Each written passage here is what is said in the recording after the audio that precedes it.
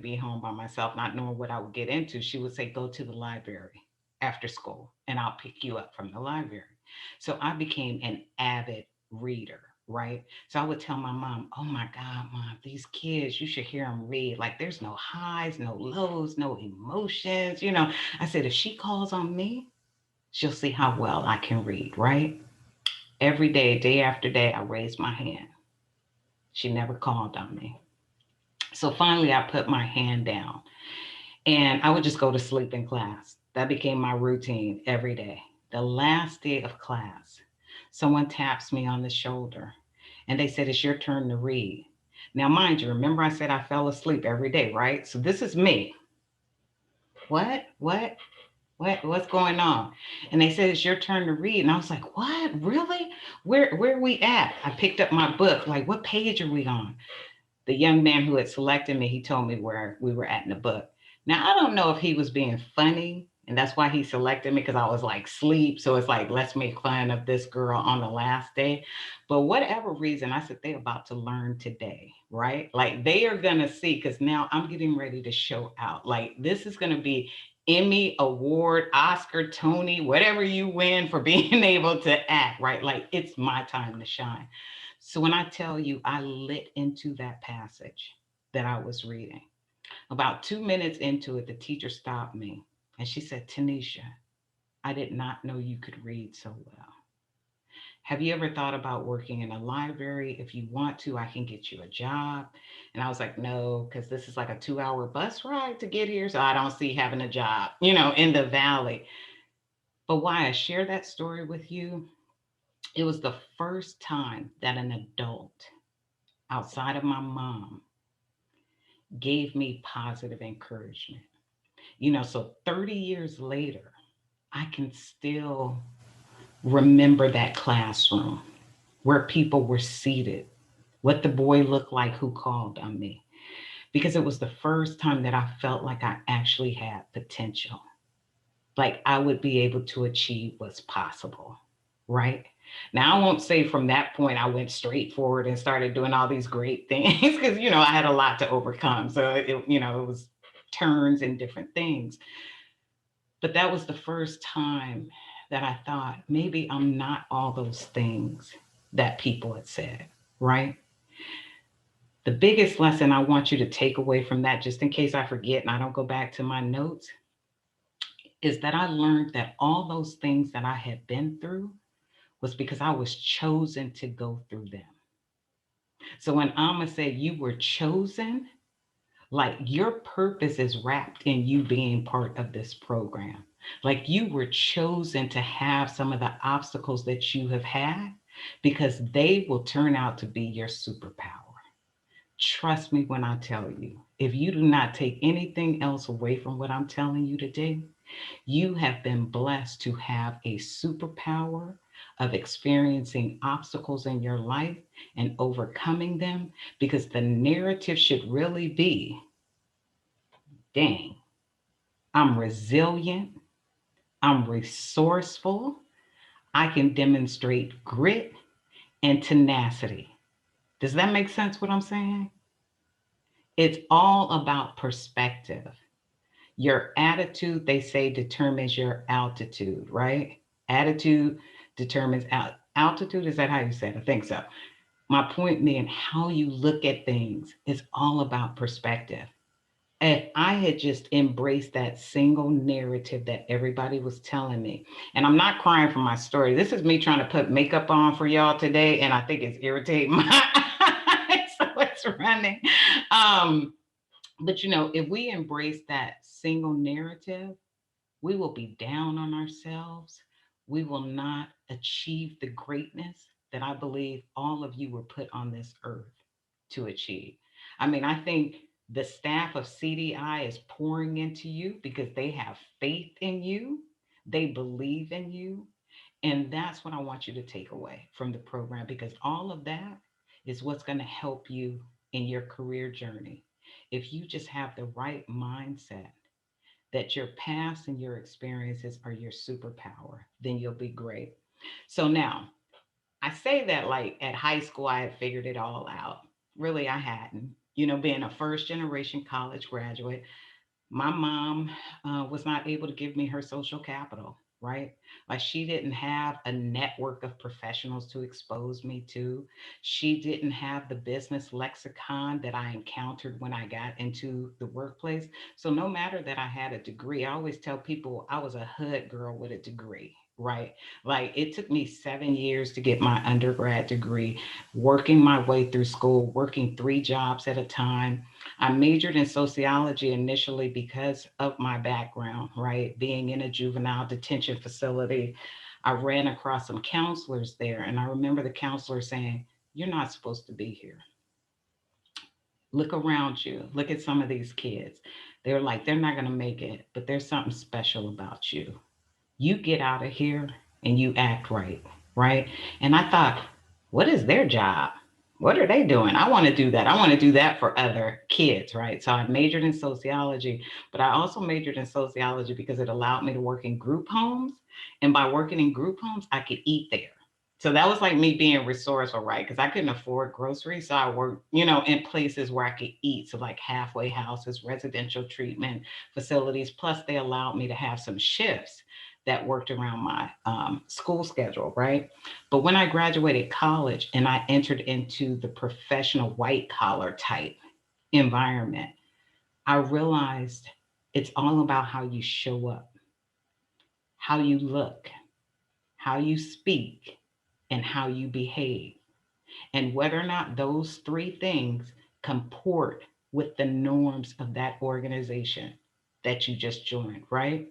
So I cannot tell you enough how mentoring is so important.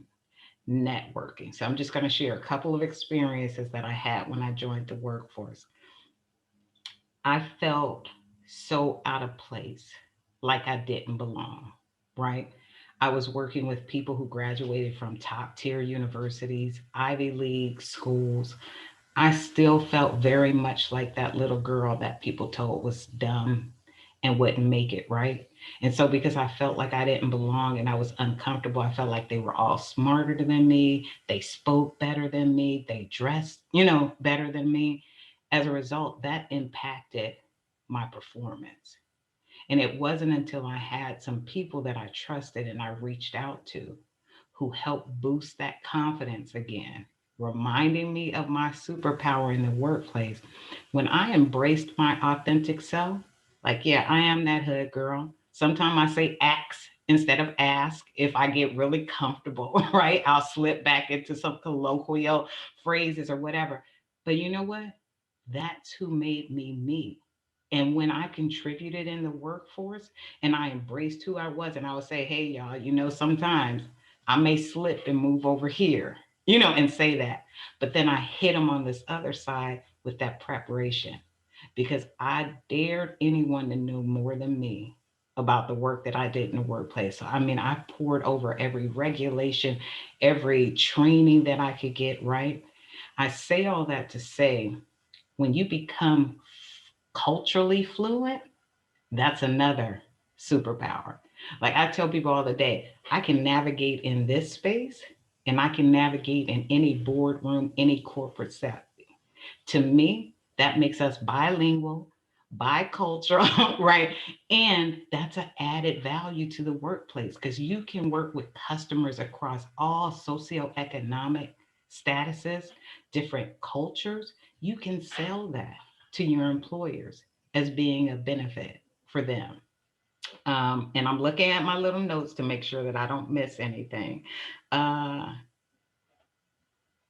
So I want to talk about 5 P's real quick. Perspective, I talked a little bit about that, that it's all about your attitude and how you see things, right? You can either see yourself the way that I described myself in the beginning, or you can shape that narrative about what that means. Either it means something negative or it means something positive. Like I said, I took mine and turned it into superpower, just like I think you all have the superpower. Persistence, so important. That helps you with resiliency. There will be times that you fail. I was the keynote, not the keynote speaker, I was the commencement speaker for University of Maryland Eastern Shore. And I had my whole speech, commencement speech prepared, even though I know honestly nobody even remembers their commencement speaker unless it's like Michelle Obama, or somebody like that. I couldn't tell you who was my commencement speaker. And I knew that up there, but I still wanted to do a good job. But right before I went on the stage, they said, Mrs. Agramonte, do you want us to print your paper again to where it's just on 4 pages versus I had 8 single pages, right? So they were going to do front and back. Do you know when you've practiced with just single paper and turning it over, but then right before you speak, now it's front and back? I got mixed up during the presentation. Do you know what that felt like? In that moment of like, oh my God, I lost my place, right? That's probably my only regret of that. But even that, I could have walked away and been like, oh man, you messed up. I need a do over. You're not going to get a do over. What you will get, though, is an opportunity to learn from that, right? Apply those lessons moving forward so that you can be better. Give yourself grace. That's the biggest thing for me. Like, sometimes we think these mistakes that we can't recover from them and that it's the end of the world. It's not. Give yourself grace to make those mistakes. Honestly, 3 years later, you'll be laughing about it. Just like I'm talking with you right now, going, you messed up by letting them print that. Back and forth. But it's like funny now. It's not a big deal. I still feel so honored to have been a commencement speaker. How many people get to do that? And how many people from my background get to do that? So I'm going to focus on the positive with that. That's such a huge achievement in my life. So preparation, another thing. Always be prepared. Alma talked about that. 3 E's: exposure, experience, and enlightenment. Remember when I told you that I used to be so sort of ashamed to engage with people because I felt like they had more money? They were well traveled. People were talking about going to the Hamptons. I was like, what's the Hamptons? People had talked about traveling in Europe. And I was like, ooh, what's that?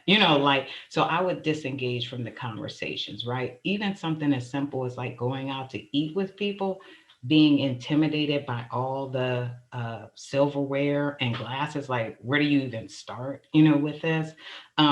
So one of the things I learned is exposure. You all have the benefit of Google. I didn't have that when I was, younger, but you all have the benefit of Google. I have like encyclopedias, and probably you only have like 3 volumes because that's all your mama could afford, right? So it's like A through C. That's how it went.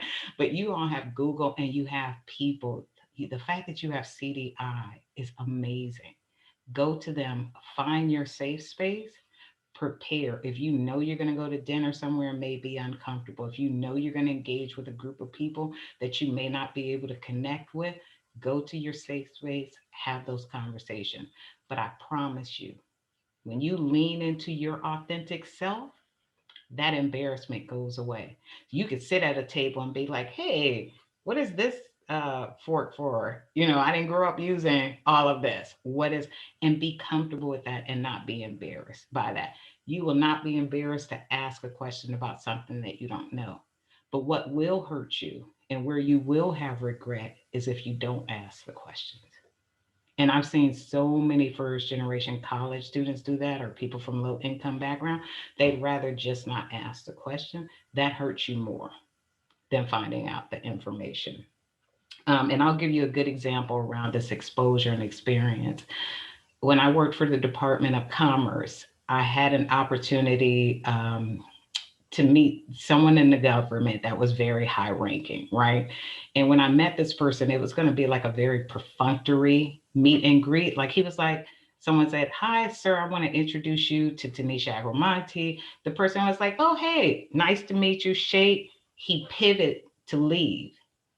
I just so happen to know that he worked in Los Angeles. So I said, oh, excuse me, sir, I heard you're from Los Angeles. And he's like, no, I'm not from Los Angeles, but I taught in Los Angeles. I was like, really? Oh, because I went to high school in Los Angeles. He was like, really? Where? He pivoted back, leaned into the conversation. We ended up having a 30-minute conversation where he took me in his office. He showed me pictures of his kids. We made more connections. The point of my story is the more exposure that you have, the more connections you can make, because you will find something in common with people. Either it's because of where they lived and you lived in that same place, or you know something about it, some sporting activity, recreational activity, something. Try to find those connections with people, because that's how they remember your name, when they can make a connection with you. Does that make sense? I'm doing a little check in with y'all. Make sure that you hang it in there with me. Um, and the last two things that I'll say is pay it forward. I'm huge with that. Like, I feel like you all have been so fortunate to be chosen to be in this program, to have people pour into you, and you have so much to give to the people coming behind you. Like, make sure you pull them up. As you climb, you pull people up behind you and pay it forward. And then finally, play. That's the last piece. Take care of yourself. The yoga that you all did at the beginning of this, take care of your mental well being, your physical well being, and your spiritual well being. Because you will not be good to anyone else if you're not first good to yourself. And life is going to throw you some curveballs. But if you've been taking care of yourself, you'll navigate all those curveballs with ease. You're going to be like, put the glove out here. Yep, caught that one. And I'm moving on. So that's all I have to say to you. I think I hit on everyone. I'm looking down here. So I'll end with this and then we'll go to questions. You are not here by happenstance. I want you to know that. I heard a speaker say one time, talking to some first gen college students, he said, "You're not here by happenstance. This is not a diversity initiative. You're here because we're having a conversation. And without your voice, the conversation is weak." That's what I want you to think about moving forward.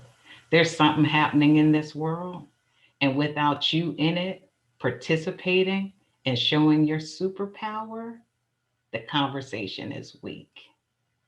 All right, now I'm opening it up for questions. Do I have time? I was trying to pay attention to the time. 10:10. I think we have like maybe 10 minutes. Yeah. You're good on Okay. time.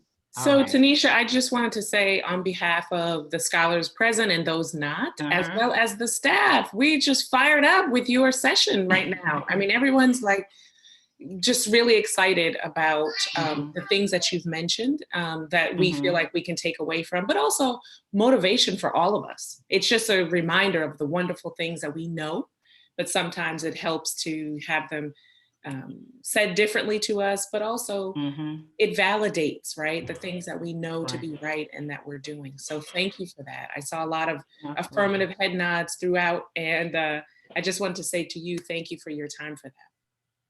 Absolutely. It is my honor, privilege, pleasure to be here with you today. I feel like this is my tribe, right? Like when you're speaking to an audience, that you're part of that tribe. Absolutely. All right, scholars, let's get it. Questions? Let's get it.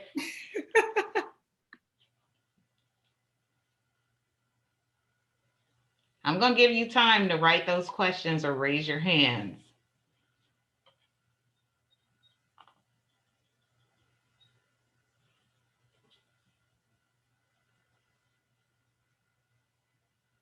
No questions?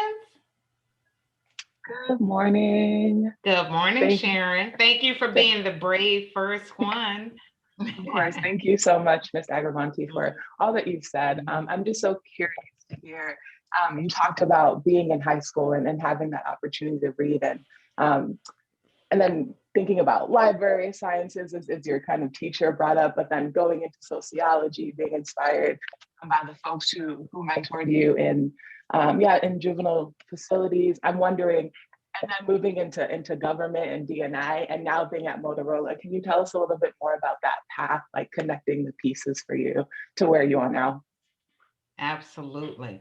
So I knew just from my background and the people that I ran into, all of the mentors, I was highly encouraged. I knew I would work in the field paying it forward somehow. One of the things that I realized about living amongst a lot of gang activity is social injustices and inequities, and how the people in my neighborhood probably didn't have a great appreciation for how we got there, right? And what we were doing to harm our own communities. And so that inspired me to have some social justice sort of activism. And so when I was an undergrad, I thought by pursuing a degree in broadcast journalism and sociology, somehow I could put those two together to either tell stories about that, educate, work on issues of homelessness, work on issues of social and economic inequalities. So that led me to a career in EEO. I didn't realize in the government that there was actually a discipline where you could work in civil rights, equal employment opportunity. And so I married a man who happened to be in the military, in the Air Force. I was very fortunate to travel and live abroad being married to him. So we lived in England, we lived in Japan, we lived in Colorado, and, went back to California. And in all those jobs that I had as a civil servant while he was in the Air Force, all were with civil rights and equal employment opportunity. So then ultimately we had a pact: when you retire, it'll be my turn, right? Because I've given up a lot for you as a military spouse. I'm moving around with my career. So that brought us to DC. And I will tell you, I never imagined being in DC. Oh, it's telling me take action. No, don't take action. For my computer, I may have to join back from my cell phone. But coming to DC, where there's a sphere of influence, being exposed to the government and how things work politically was awesome. But after 23 years successfully working in the federal government, I decided to try my hand at private sector and see how they do diversity and inclusion in the private sector. And I love working for Motorola. So for this has been a great experience working, especially in diversity, equity, and inclusion at this moment in time, right? Um, did that answer, Sharon? I'm trying to think of more about working with Motorola. The biggest thing I will tell you that's exciting is Motorola Solutions.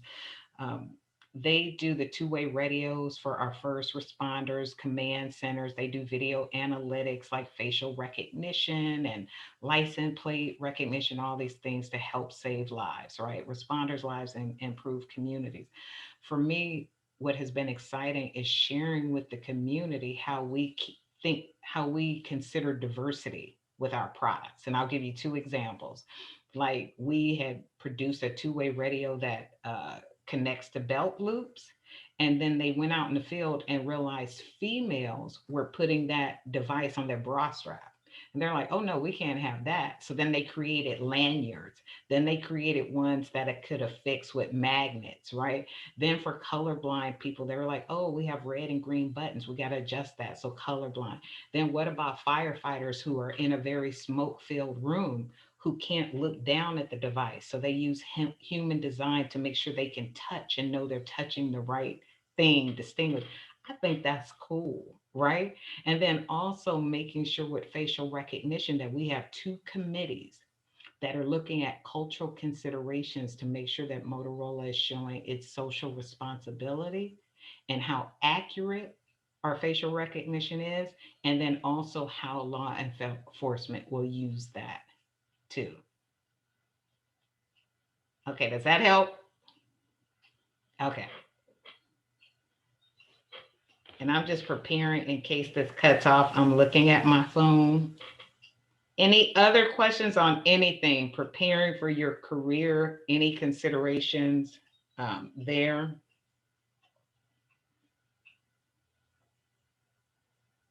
Okay. Well, maybe it'll cut off and